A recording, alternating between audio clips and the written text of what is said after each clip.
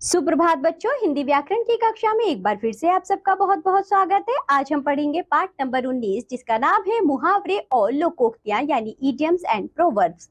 तो बच्चों, ये मुहावरे और लोकोक्तियां क्या होती हैं? मुहावरे जो अपना शाब्दिक अर्थ ना रखकर कुछ विशेष अर्थ देती हैं। बच्चों, भाषा में जब हम मुहावरों का प्रयोग करते हैं तो इससे हमारी भाषा प्रभावशाली बनती है, रोचकता आती है हमारी भाषा में। तो इसलिए बच्चों हम मुहावरों का इसीलिए हम मुहावरों का प्रयोग करते हैं।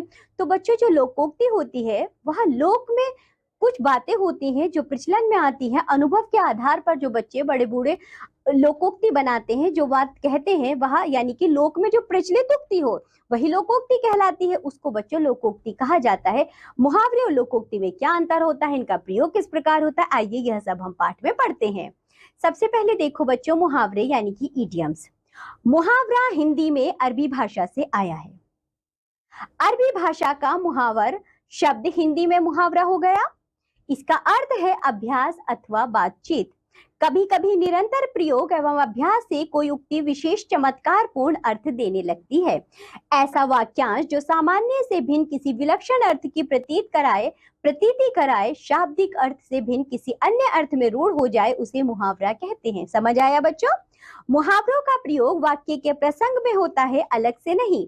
यदि कहा जाए कि 9 2 11 होते हैं तो यह सामान्य कथन होगा, मुहावरा नहीं। परंतु प्रसंगवश कहा जाए कि चोर साइकिल लेकर 9 2 11 हो गया तो यह मुहावरा होगा। यह प्रयुक्त शब्दों के पर्यायवाची शब्दों में नहीं कहा जा सकता, क्योंकि यह अपने मूल रूप में ही प्रचलित होकर अपने पहचान बना लेता है।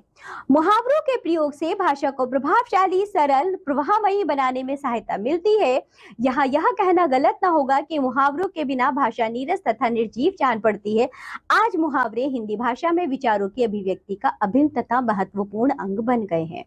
तो बच्चों, ये है मुहावरे। आइए हम कुछ मुहावरे पढ़ते हैं। मुहावरे पढ़ने से पहले बच्चों हम लोकोक्तियां भी जान लेते हैं कि क्या होती हैं। लोकोक्तियां यानी कि प्रोवर्ब्स। यहाँ देखिए सभी, लोकोक्ति लोक जमा उक्ति का सामान्य अर्थ है, लोक में प्रचलित उक्ति। मुहावरों की तरह ही लोकोक्ति भी मानव जाति के अनुभवों की सुंदर अभिव्यक्ति है। यह जन सामान्य के द्वारा प्रयोग में लाया जाने वाला परंपरागत कथन होता है। ये ऐसी तीखी उक्तियां होती हैं जो श्रोता के हृदय पर सीधा एवं गहरा प्रभाव डालती हैं। लोकोक्तियां भूतकाल के लोक अनुभवों का परिणाम होती हैं और वाक्य के रूप में प्रयुक्त होती हैं। इन्हें साधारण बोलचाल की भाषा में कहावत भी कहा जाता है। ये तो हुई बच्चों लोकोक्तियां। अब जानो मुहावरे और लोकोक्तियां में अंतर क्या होता है। यहाँ देखिए, मुहावरे और लोकोक्तियों में अंतर। मुहावरे तथा लोकोक्तियों में अंतर निम्न बातों से स्पष्ट होता है। पहली बात है, मुहावरा वाक्य खंड होता है जबकि लोकोक्ति पूर्ण वाक्य होती है। जैसे कि बच्चों, मुहावरे वाक्य के बीच में प्रयोग किए जाते हैं अतः वाक्य का अंग बन जाते हैं। लोकोक्ति वाक्य का अंग नहीं बनती, उसका प्रयोग स्वतंत्र रूप से वाक्य के अंत में उदाहरण स्वरूप किया जाता है। अंतर समझ पा रहे हैं बच्चों आप? तीसरा अंतर होता है, पूर्ण इकाई होने के कारण लोकोक्ति के स्वरूप में परिवर्तन नहीं किया जा सकता, जबकि मुहावरे के शब्द वाक्य के अनुसार परिवर्तनीय होते हैं।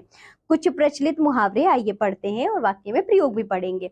जैसे कि बच्चों, आंखें खुलना, जिसका अर्थ है वास्तविकता का पता होना, परीक्षा में अनुत्तीर्ण होने पर ही उसकी आंखें खुली है। अंगूठा दिखाना यानी देने से मना करना।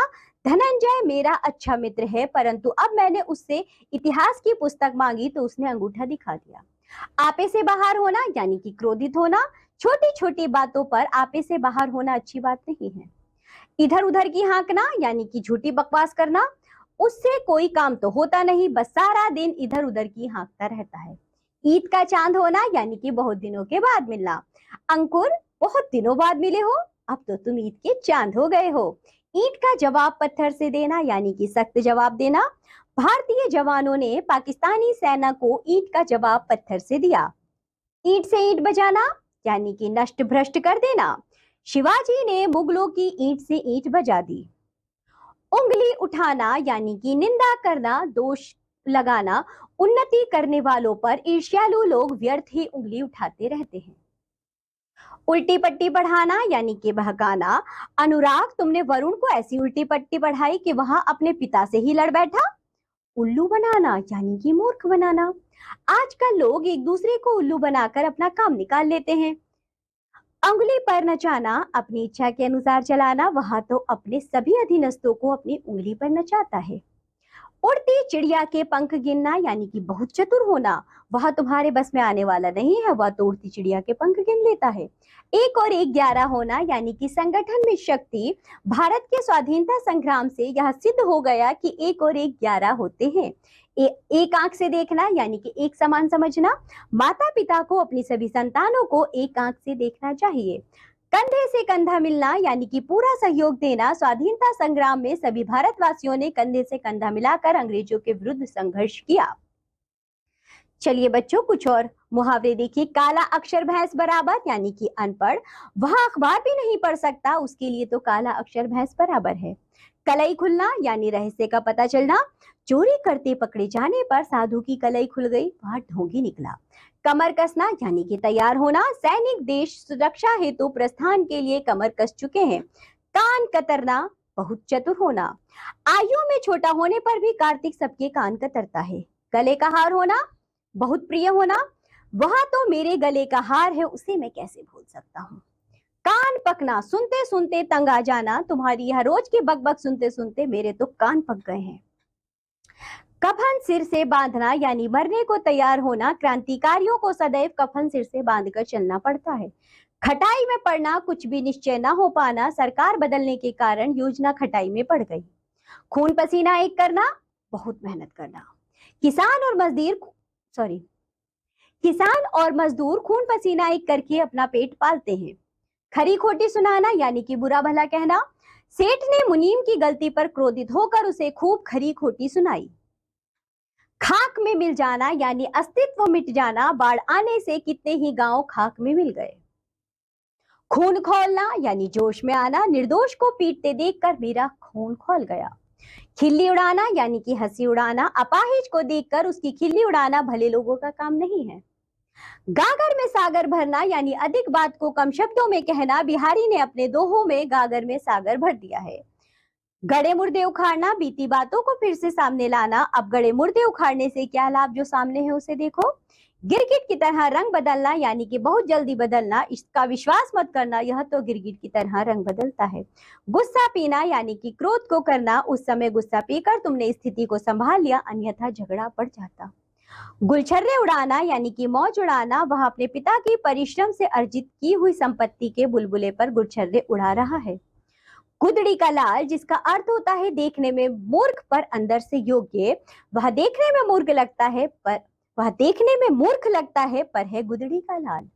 घी के दिए जलाना यानी कि खुश होना। श्री रामचंद्र के अयोध्या लौटाने पर अयोध्या वासियों ने घी के दिए जलाए। तो बच्चों, ये थे कुछ मुहावरे जिनका हमने अर्थ देखा और साथ ही वाक्य प्रयोग देखा। तो चलिए अब हम पढ़ेंगे लोकोक्तियां। सभी इधर देखिए, लोकोक्तियां यानी कि प्रोवर्ब्स। अध जल गगरी छलकत जाए, जिसका अर्थ है ओछा व्यक्ति बहुत बढ़ चढ़कर अपनी प्रशंसा करता है। उसे आता जाता तो कुछ है नहीं, परंतु हर समय स्वयं को श्रेष्ठ बताने का प्रयत्न करता रहता है। सच है, अध जल गगरी छलकत जाए। अंधों में काना राजा यानी अयोग्य व्यक्तियों में कम योग्य व्यक्ति भी श्रेष्ठ बन जाता है।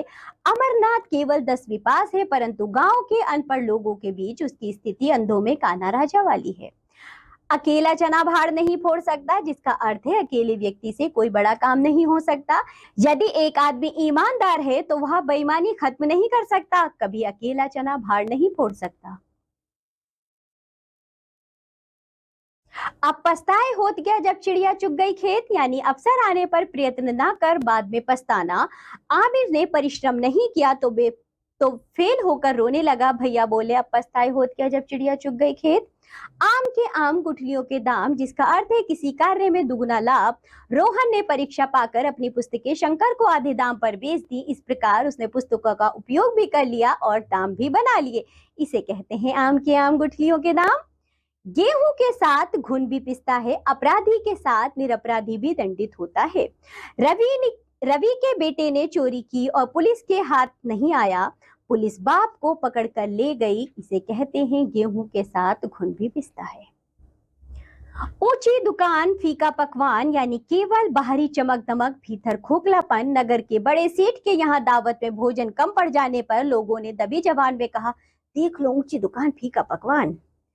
एक करेला दूजा नीम चढ़ा, इसका अर्थ है एक बुराई के साथ दूसरी बुराई भी आ जाना। दयाराम शराब तो पहले ही पीता ही था, अब जुआ भी खेलने लगा, इसे कहते हैं एक करेला दूजा नीम चढ़ा। उल्टा चोर कोतवाल को डांटे, अपराधी का निर्दोष पर हावी होना। रवि को अपना खोया हुआ पेन रंजन की जेब से मिला, चोरी साबित होने पर वह उल्टा रवि को ही दोष देने लगा। हुई ना वही बात, उल्टा चोर कोतवाल को डांटे। ऊंट के मुंह में जीरा यानी जरूरत से बहुत कम, परिवार में खाने वाले तो 8 लोग हैं और कमाने वाला एक, पता ही नहीं चलता सारा वेतन कहाँ चला जाता। यह तो ऊंट के मुंह में जीरा वाली बात हुई। एक पंथ दो काज, जिसका अर्थ है एक कार्य से 2 लाभ। राजन की बारात में लखनऊ जाने पर निमंत्रण भी पूरा हो गया और लखनऊ के अनेक स्थानों की सैर भी कर ली, इसे कहते हैं एक पंथ दो काज। एक हाथ से ताली नहीं बजती, जिसका अर्थ है झगड़े में दोनों पक्ष कारण होते हैं। तुम सारा दोष रश्मि को ही दे रहे हो कि उसने ही लड़ाई की, यह कैसे हो सकता है, तुमने भी तो कुछ कहा ही होगा, ध्यान रखो एक हाथ से ताली नहीं बजती। काठ की हांडी बार बार नहीं चढ़ती, जिसका अर्थ है धोखा एक बार ही खाया जा सकता है। पिछली बार तो दुकानदार ने जूते की झूठी तारीफ कर उसे पहना दिया, परंतु इस बार ऐसा नहीं होगा, काठ की हांडी बार बार नहीं चढ़ती। खोदा पहाड़ निकली चुईया, जिसका अर्थ है बहुत प्रयत्न करने पर भी लाभ कम होना। रामू ने सारा दिन कड़कती धूप में काम किया, परंतु मजदूरी मिली केवल 5 रुपए, से कहते हैं खोदा पहाड़ निकली चुईया। खरबूजे को देखकर खरबूजा रंग बदलता है, जिसका अर्थ है बुरी संगति का प्रभाव अवश्य पड़ता है। जब से अंकुर किशोरी लाल के साथ रहने लगा है, सिगरेट पीने लगा है, किसी ने ठीक ही कहा है, खरबूजे को देखकर खरबूजा रंग बदलता है। घर का बेदी लंका ढाए, जिसका अर्थ है बच्चों आपस की फूट हानिकारक होती है। देश के घूसखोर अधिकारी शत्रु देश को गुप्त सूचनाएं देते हैं, जिनके आधार पर आतंकवादी हमले करके जनधन की हानि करते हैं। सच है, घर का भेदी लंका ढाए। चमड़ी जाए पर दमड़ी ना जाए, जिसका अर्थ है बहुत कंजूस होना। कंजूस व्यक्ति के चाहे प्राण चले जाए परंतु वह पैसा खर्च नहीं करता, तभी तो कहते हैं चमड़ी जाए पर दमड़ी ना जाए। चोर चोर मौसेरे भाई, जिसका अर्थ है बच्चों समान स्वभाव के लोगों में जल्दी मेलजोल हो जाता है। लोग बड़ी मुश्किल से चोर को पकड़कर थाने पर लाए, पर दरोगा ने रिश्वत लेकर उस चोर को छोड़ दिया। आश्चर्यचकित लोग बोल उठे, चोर चोर मौसेरे भाई। चिराग तले अंधेरा, जिसका अर्थ होता है अपनी बुराई ना दिखाई देना। नेताजी समाज सुधार की बात कर रहे हैं और स्वयं उनका बेटा कितना बड़ा गुंडा, इसे कहते हैं चिराग तले अंधेरा। तो बच्चों इसी के साथ ये पाठ होता है यहाँ समाप्त। आज हमने पढ़े मुहावरे और लोकोक्तियां। तो बच्चों मुहावरे किस प्रकार प्रयोग किया जाता है, उनके अर्थ, और लोकोक्तियों का क्या अर्थ होता है, उनको किस प्रकार वाक्य में प्रयोग करते हैं, साथ ही बच्चों दोनों में क्या अंतर होता है, ये सभी हमने इस पाठ में पढ़ा है। जितने भी मुहावरे लोकोक्तियां आपको पढ़ाई गई हैं, आप लोगों ने अच्छे से याद करेंगे। अब हम मिलेंगे आपसे अगली कक्षा में, तब तक के लिए बाय बच्चों।